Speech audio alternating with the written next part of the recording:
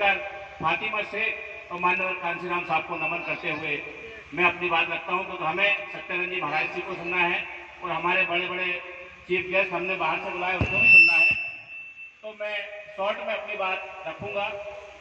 देखिए साथियों, ये बाबा साहब की जयंती का मौका है, तो सबसे पहले तो मैं बाबा साहब की जयंती की आपको बहुत सारी ढेर सारी शुभकामनाएं देता हूं, क्योंकि बाबा साहब ही थे जिनकी वजह से आज हम शान और शौकत से जी पा रहे हैं। तो मुझे गर्व होता है कि मैं बाबा साहब के समाज में पैदा हुआ हूं, इस कौम में पैदा हुआ हूं और उनके रास्ते पर चलकर हमें अपने समाज की सेवा करने का मौका मिलता है। तो मैं बाबा साहब की जयंती को आपको बहुत बहुत शुभकामनाएं देना चाहता हूँ।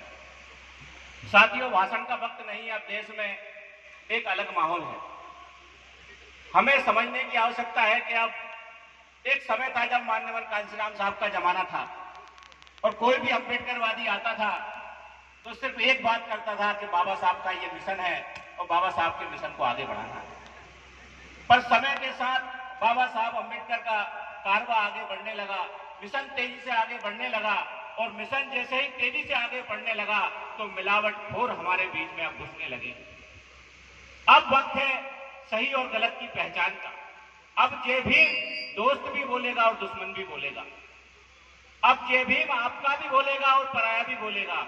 अब जे भी अपना पड़ोसी भी बोलेगा और बगल के गांव का भी बोलेगा। अब पहचान आपको करना है कि इसमें असली जय भीम वाला कौन सा है और नकली जय भीम वाला कौन सा है।